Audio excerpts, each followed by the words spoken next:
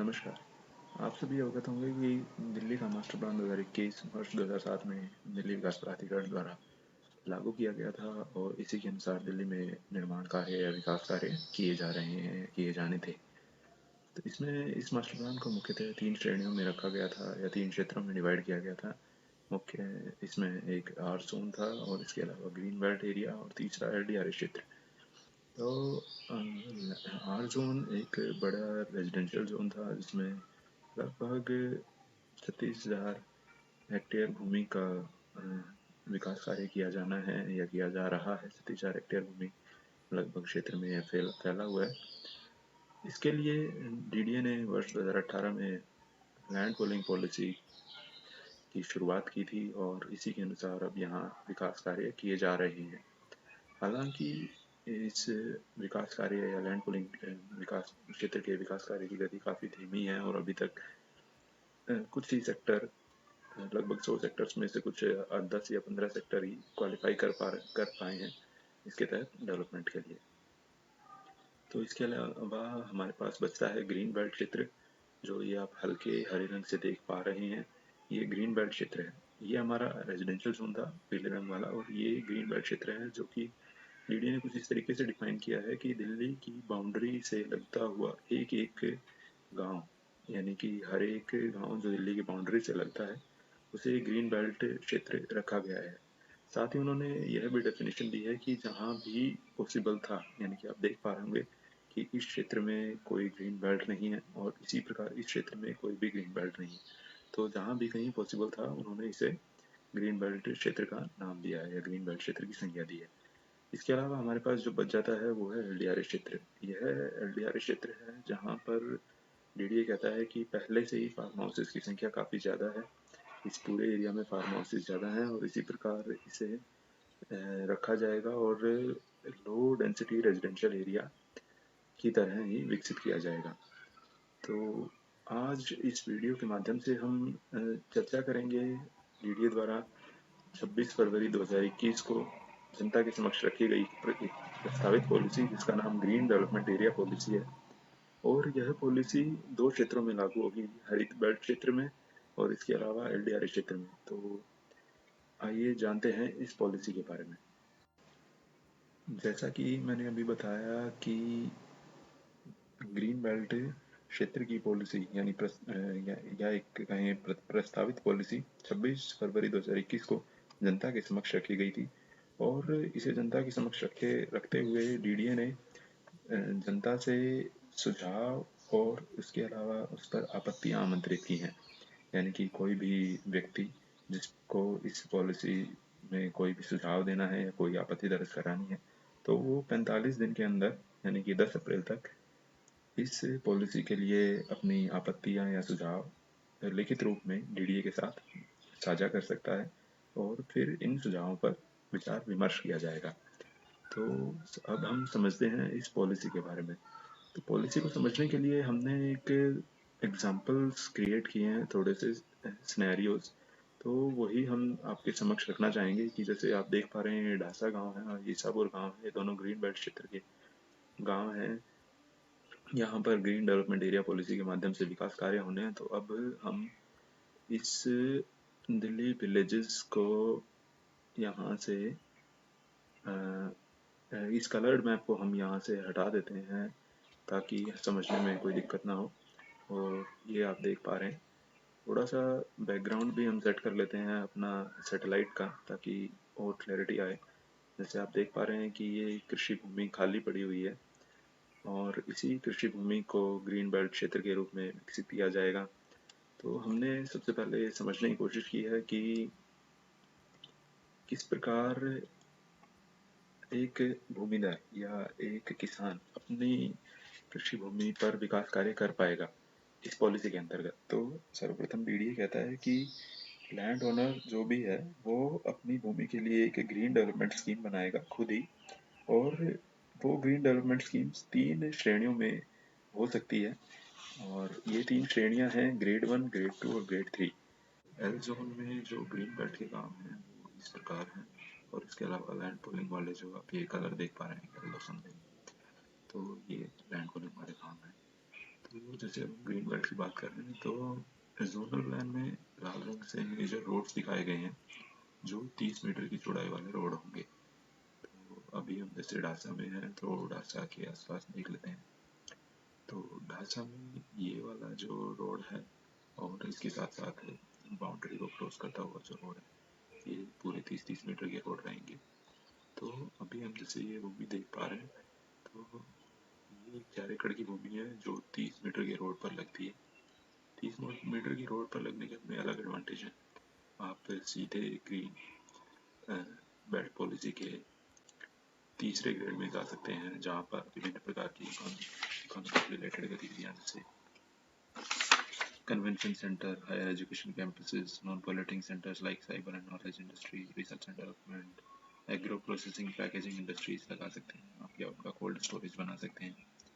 तो इस प्रकार इस 30 मीटर पर के रोड पर होने के कारण इस लैंड पार्सल की इस लैंड की काफ़ी ज़्यादा वैल्यू है या डिमांड रहेगी। और इसी प्रकार एक एकड़ की भूमि है जो 30 मीटर के बिल्कुल सटी हुई है, 30 मीटर के रोड के बिल्कुल सटी हुई। तो अगर ये दो भाई हैं, अगर मान लीजिए भाई हैं या पड़ोसी पड़ोसी मिलकर एक 2.5 एकड़ का अपना इकट्ठा कर लेते हैं लैंड, तो उसमें भी वो सारी गतिविधियाँ जो इस ये वाला बंदा कर सकता था तो ये बंदा भी यहाँ मिलकर अपनी ये सारी गतिविधियाँ कर पाएगा। 30 मीटर के रोड पर होने के कारण यहाँ पर आपकी लैंड की काफ़ी ज़्यादा वैल्यू रहेगी।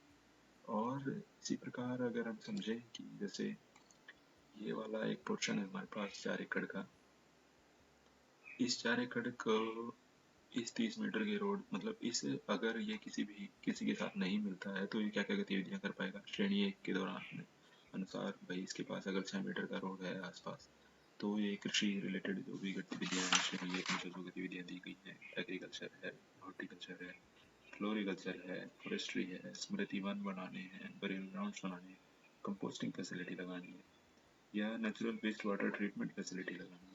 तो वो सारे काम यहाँ पर ऑलरेडी 6 मीटर के रोड पर होने के कारण ये ऑटोमेटिकली इस चीज़ के लिए एलिजिबल है। इसको बस अपनी स्कीम बनानी है। उस स्कीम को इस प्रकार बनानी है कि वो 100% डिसेंट्रलाइज्ड मतलब 100% इकोलॉजिकली सेल्फ सस्टेनिंग यूनिट हो, मतलब कि उसमें जो उसका वेस्ट वाटर निकलता है वो मैक्सिमम रीयूज हो जाए, उसका ट्रीटमेंट हो जाए, वहीं की वहीं ग्रीन वेस्ट जो है 100% ऑटोमेटिकली खाद में या उसकी प्रोसेसिंग हो जाए। और जो उसकी रिन्यूएबल एनर्जी है मतलब उसकी जो एनर्जी है यानी अगर बिजली की अगर यहाँ रिक्वायरमेंट है तो उसका 30% हिस्सा रिन्यूएबल एनर्जी से आता हो।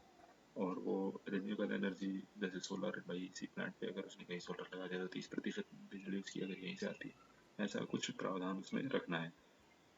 इसके अलावा ज़्यादा से ज़्यादा रेन वाटर हार्वेस्टिंग और कंपोस्टिंग की फैसिलिटीज़ करनी है। रेन वाटर हार्वेस्टिंग और कंपोस्टिंग की फैसिलिटीज़ एक दूसरे के साथ मिलकर भी की जा सकती हैं।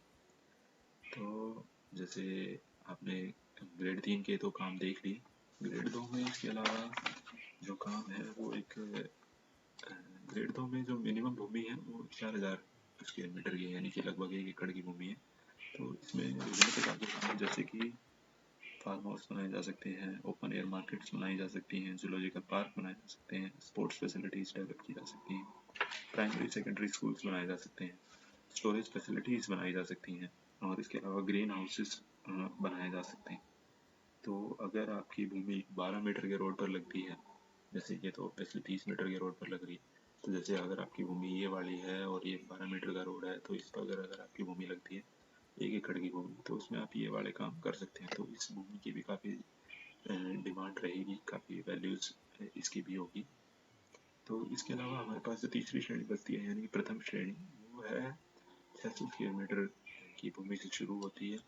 जैसे अभी हम समझना चाहें कि अगर भाई 600 स्क्वायर मीटर की भूमि है उसको श्रेणी 1 के अनुसार सिर्फ 6 मीटर के मार्गाधिकार का प्रावधान किया गया है, यानी कि अगर उसके आसपास 6 मीटर का रोड है तो वो विभिन्न गतिविधियां जैसे कि मैंने बताया अभी एग्रीकल्चर से रिलेटेड जो भी गतिविधियां थी वो सारी वो कर पाएगा। तो यहाँ थोड़ा सा हमें इस और ध्यान देना है कि ये जो रोड निकल रहे हैं ये डीडीए अपनी आईजीपी में प्रदर्शित कर देगा। जो integrated green development area plan बनाएगा उसमें वो बता देगा कि कहाँ कहाँ से उसे रोड की रिक्वायरमेंट है और कौन से रोड कितने मीटर के होंगे, तो उसी के अनुसार आपकी जो लैंड की डेवलपमेंट की जाएगी या लैंड की डेवलपमेंट होगी। एक समझने वाली बात ये भी है कि अगर आपके आसपास कोई रोड नहीं लगता है तो यहाँ पर इस पॉलिसी के अंतर्गत एक प्रावधान किया गया है कि आप अपने आसपास के क्षेत्र के भूमिधारकों के साथ मिलकर अपनी एक योजना बना सकते हैं। उस योजना का एक हिस्सा जो भी है अपनी जिस श्रेणी की आप योजना बना रहे हैं उस श्रेणी के मार्गाधिकार से जुड़ा हुआ है, तो आप इंटरनल की जो प्लानिंग है, अपनी अंदर की जो प्लानिंग है, वो आप अकॉर्डिंगली कर सकते हैं इस पॉलिसी के अनुसार।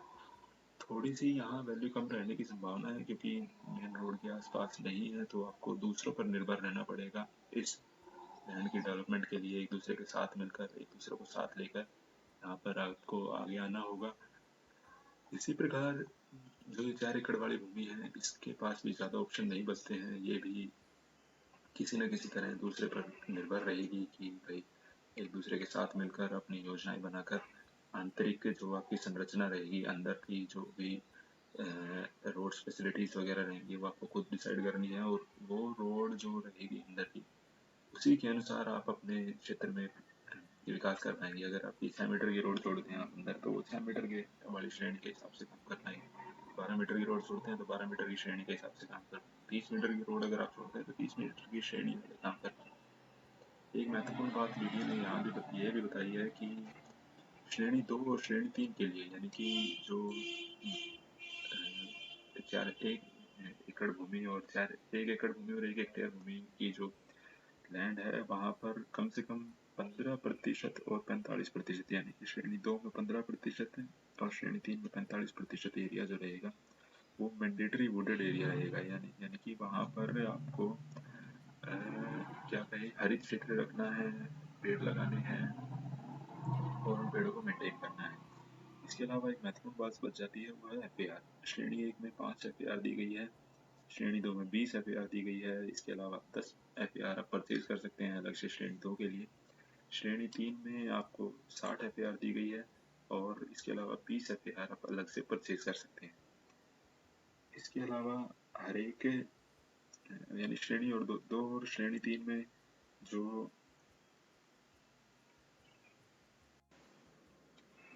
ट्रंक इंफ्रास्ट्रक्चर यानी कि रोड्स और विभिन्न जो सर्विसेज हैं, उनके लिए डीडीए ने प्रावधान किया है कि वो निम्न तरीके से डेवलप किया जाएगा कि एक तो लैंड ओनर से ईडीसी लिया जाएगा, एक्सटर्नल डेवलपमेंट चार्ज, और उस एक्सटर्नल डेवलपमेंट चार्ज से की मदद से ट्रंक इंफ्रास्ट्रक्चर डेवलप होगा।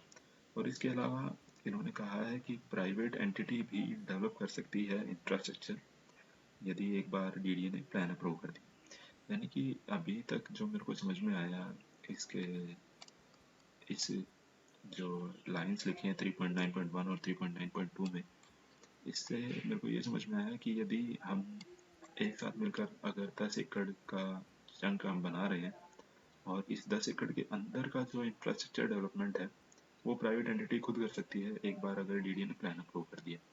और इसके बाहर यानी कि जो मेन रोड तक का डेवलपमेंट है वो आपको पूरे एरिया के लिए ईडीसी देना पड़ेगा, एक्सटर्नल डेवलपमेंट चार्ज।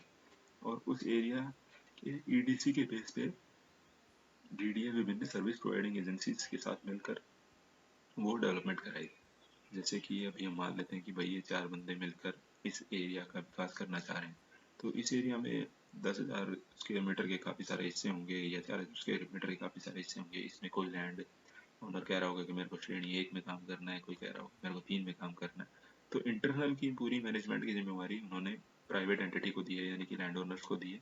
और इसके बाहर का जो इंफ्रास्ट्रक्चर है वो सारा डीडीए आपके लिए डेवलप करेगा, बशर्ते आपको इस पूरे एरिया के लिए ईडीसी आपको डीडीए के पास देना पड़ेगा। आईजीपी में डीडीए एक अलग प्रावधान भी करेगा जिसके तहत वो जो इकोलॉजिकली सेंसिटिव एरिया है, यानी कि लो लाइंग एरिया अगर कोई है जहाँ पर ज़्यादा पानी खड़ा होता है, यानी कि वो वातावरण की दृष्टि से काफ़ी महत्वपूर्ण है या ग्राउंड वाटर रिचार्ज के लिए महत्वपूर्ण है, या यहाँ जहाँ पर पहले ही पेड़ों की घनी आबादी है, तो वहाँ पर वो एरिया भी डीडीए आइडेंटिफाई कर देगा। वो बता देगा कि भाई इस एरिया में इकोलॉजिकली सेंसिटिव है, ये इकोलॉजिकली सेंसिटिव एरिया है और इसी के अनुसार इसमें सिर्फ ग्रेड 1 के कार्य किए जा सकते हैं, यानी कृषि संबंधी जो भी कार्य वही किए जा सकते हैं। साथ ही डीडीए ने एक महत्वपूर्ण बात यह भी रखी है कि यदि आप एक बार ग्रेड 1 से 2 में चले जाते हैं या 2 से 3 में चले जाते हैं, तो आप वापस ग्रेड 2 में या ग्रेड 1 में नहीं आ पाएंगे। यानी कि अगर एक बार आप आगे बढ़ गए 1 2 3 की तरफ, तो आप वापस 3 2 1 की तरफ नहीं आ पाएंगे। तो आपको उसी अनुसार अपनी स्कीम बनानी है और उसी स्कीम में हिस्सा लेते हुए आपको अपना विकास कार्य करना है। डीडीए ने यह भी बताया है कि वो एक जीआईएस मैप बनाएगा। इसके लिए विभिन्न सर्विस प्रोवाइडिंग एजेंसीज के साथ मिलकर, और सर्विस प्रोवाइडिंग एजेंसी से मेरे को याद आया कि डीडीए ने हमारे लिए यानी कि भूमि धारकों के लिए एक महत्वपूर्ण जो चीज़ रखी है वो है ईडीसी, एक्सटर्नल डेवलपमेंट चार्ज। तो एक्सटर्नल डेवलपमेंट चार्ज जो है वो दो तरीके से डीडीए कह रहा है कि भाई दो तरीके से एक्सटर्नल डेवलपमेंट हो सकता है क्षेत्र का, और या तो सर्विस प्रोवाइडिंग एजेंसी के थ्रू, या फिर अगर प्राइवेट बंदे चाहते हैं कि वो खुद डेवलपमेंट कर लेंगे तो वो भी डेवलपमेंट कर सकते हैं। लेकिन एक बार आपने अगर स्कीम बना ली या आपने जो ट्रंक इंफ्रास्ट्रक्चर जो आपने अपना बता दिया कि भाई इस तरीके से मेरे को डेवलपमेंट करना है, तो उसी के अनुसार जो है आपको अपने चार्जेस भी देने पड़ेंगे। तो जैसे मैंने बताया था थोड़ी देर पहले, यहाँ 30 मीटर का रोड डेवलप होगा, तो इसके विषय में डीडीए ने एक प्रावधान किया है कि इस रोड के लिए जो लैंड की रिक्वायरमेंट होगी वो पूलिंग पॉलिसी के माध्यम से मीट करी जाएगी। यानी कि इसमें जो भी बंदे आ रहे होंगे वो लैंड पूल कराएंगे और ये वाले रोड डेवलप किया जा सकेगा।